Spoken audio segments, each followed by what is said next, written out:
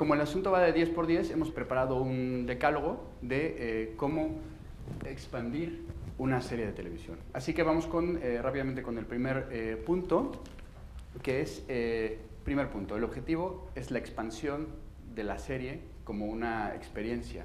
Y empezamos con el propio briefing. Es probablemente uno de los briefings más cortos, más escuetos que hayamos recibido, pero por el mismo tiempo uno de los mejores tirados. Y se reducía prácticamente a 2 palabras: expansión narrativa. Esto que puede sonar así un poco abstracto y no saber por dónde cogerlo, para nosotros resultó una bendición. Somos narradores y sabemos que una historia bien contada irremediablemente se convierte en un vehículo promocional de su marca, y se nos remarcó muchísimo eso, que no querían una campaña de comunicación, no querían una campaña de marketing ni de publicidad. Y también tiene una cosa muy peculiar el briefing, que no incluía la palabra millennials. Y a nosotros eso, que somos narradores, lo entendimos perfectamente y nos pusimos a ello. También es muy importante, y esto nos lleva al punto número 2, y yo creo que además en La Peste ha sido uno de las claves de cómo se desarrolla el trabajo y del resultado final, es que los equipos creativos trabajarán juntos desde el inicio, porque las posibilidades de expansión transmedia se plantearán también desde el inicio de la producción, en el momento en que están listos los guiones, incluso cuando se estaban escribiendo, y en el momento en el que comienza el rodaje, se incorpora el equipo transmedia, no viene después, porque el objetivo es optimizar todo ese material narrativo y todo ese universo que se ha creado para la serie de televisión, de cara después a las posibilidades que tiene de expandirlo en el universo transmedia, y además ponerlos en valor y expandirlos como era el objetivo. Y por eso una de las claves es arrancar a tiempo. No vale y no valía en este caso de estrenamos una serie en 2 semanas, le hacemos un transmedia. No, esto ha llevado tiempo y necesitaba su tiempo. Y ha sido clave en esa colaboración Pedro Álvarez, que ha servido de puente entre los 2 equipos, que al final terminaron siendo uno. Primero trabajó con Atípica y con Movistar en la documentación de la serie, para crear La Peste, y después se incorporó al Cañonazo para seguir, para iniciar y expandir ese universo transmedia. Okay. Esto nos lleva al tercer punto, que es la colaboración. Continuamos colaborando, pero ya no solamente en la parte del desarrollo creativo, sino en la propia producción. Esto se puede ejemplificar con 2 cosas. Una parte que tiene que ver con la optimización de recursos.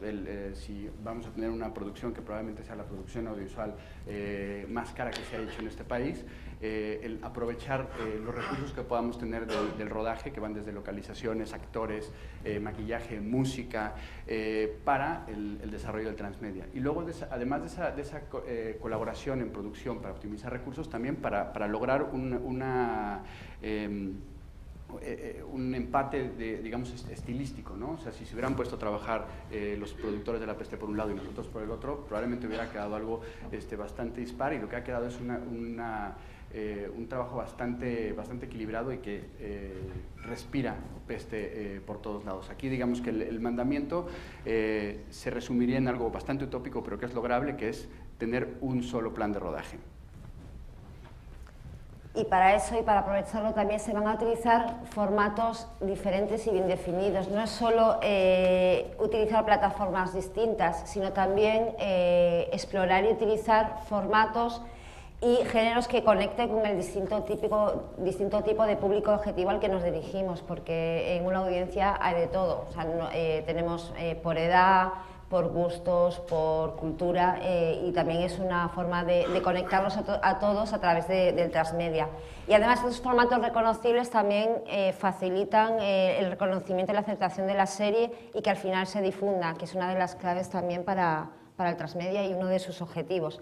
Y es el ejemplo que os ponía antes. La Peste está situada en el siglo XVI, pero, y todos los personajes evidentemente seguían ese estilo, pero en el transmedia jugamos un poco a que uno de sus personajes, en concreto la actriz que le da vida, vestida de personaje, pero hablando como un personaje del siglo XXI, y de ahí nació La Mancebía con la youtuber del siglo de oro.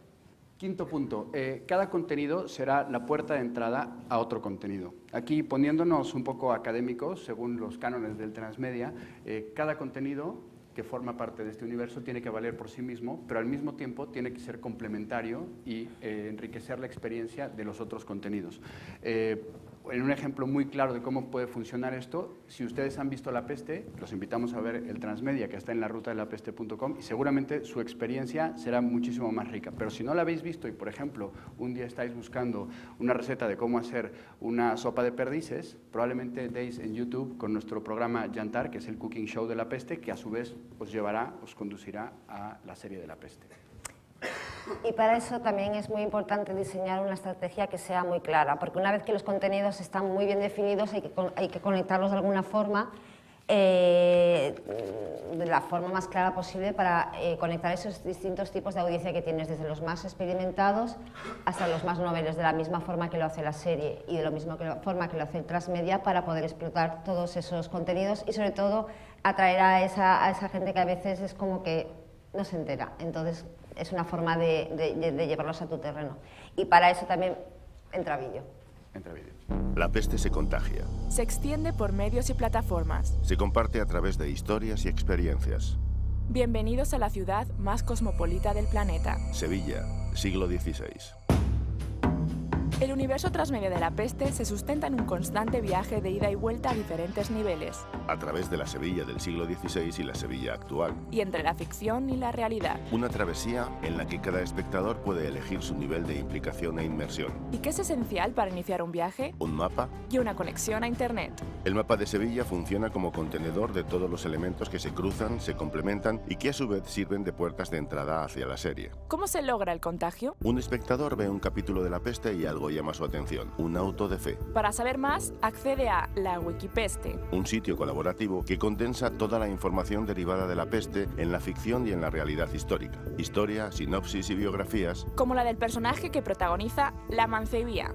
Una serie web en la que la actriz Cecilia Gómez se convierte en la youtuber del siglo de oro para contarnos la vida secreta de la ciudad, sus usos y sus costumbres. El confesor. El guionista Rafael Cobos será el confesor de sus propios personajes que acuden para expiar sus pecados. En esta ficción sonora en formato podcast se escucharán secretos no desvelados en la serie. CGI Sevilla. Presentado por dos frikis de los efectos especiales que recorren platós y salas de postproducción para reconstruir el proceso de creación de la imagen de La Peste. Yantar. Un cooking show en el que Daniel del Toro enseña a preparar a los protagonistas de la serie recetas del siglo XVI traídas al siglo XXI.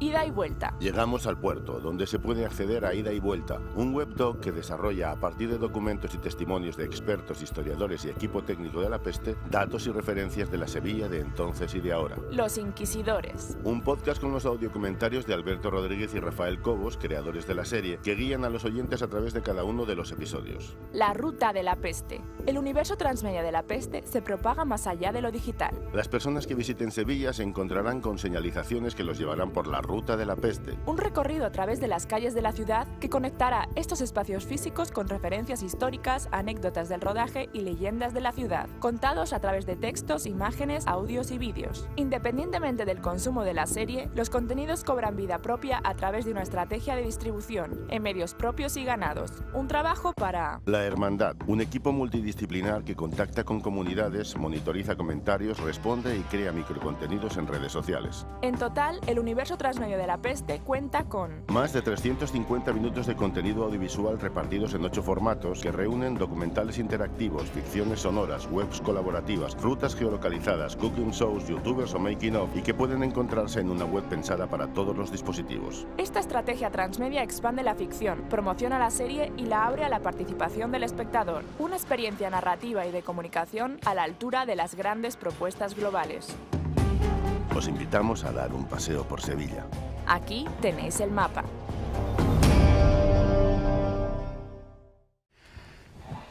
Bueno, como pueden ver, son muchos contenidos y por eso el séptimo punto es estrenar los contenidos de forma gradual. Aquí tenemos varios y diferentes, como llaman, touch points o momentos de comunicación, y por eso nos pudimos dar el lujo de hacer varios estrenos. Estrenamos un mes antes del estreno de la serie, en el marco del Festival MIM, la presentación de lo que era el Transmedia, sin desvelar ningún contenido. Una semana antes del estreno de la serie se estrenó La Ruta Dorada de la Peste en Sevilla, Las Ratas, que aún, este contenido se puede visitar aún en Sevilla, ya no están las ratas, las han quitado ya del ayuntamiento. Luego se estrenó el grueso de contenidos en el estreno de la serie y luego posteriormente se estrenó el webdoc de ida y vuelta una vez ya estrenada la serie. Aquí lo más importante es seguir esa regla a fuego de los seriéfilos de no spoilers, por favor. Y sobre todo en llegados al punto del estreno, que es como el punto clave y en el que ya todos teníamos los nervios a flor de piel, lo importante es capitalizar la conversación, porque en el momento del lanzamiento es cuando el transmedia de verdad cobra vida. Y sobre todo se cumple eso de que tienes que escuchar a tu audiencia para dar seguimiento, escuchar sus reacciones y escucharles, sobre todo cuando el contenido transmedia ya está en el aire. Porque incluso esas polémicas y debates que se generan durante la emisión de la serie o en las redes sociales te sirven para generar conversaciones cuyas respuestas o gran parte de ellas puedes dar respuesta a través de los contenidos transmedia. Duda que surge, debate que se forma, siempre los podemos dirigir porque muchas de esas respuestas estaban en los contenidos que se crearon aquí. Y tenemos uno de los ejemplos, durante la emisión de la serie se generó un pequeño debate sobre el acento andaluz de los actores, porque es verdad que La Peste como serie es fiel hasta ese punto, no solo con el habla de la época, sino como hablan los personajes, que hablan como de verdad son de Sevilla y gran parte la mayoría de ellos lo son. ¿Qué le vamos a hacer? Es lo que tiene hacer una serie que sea lo más real posible.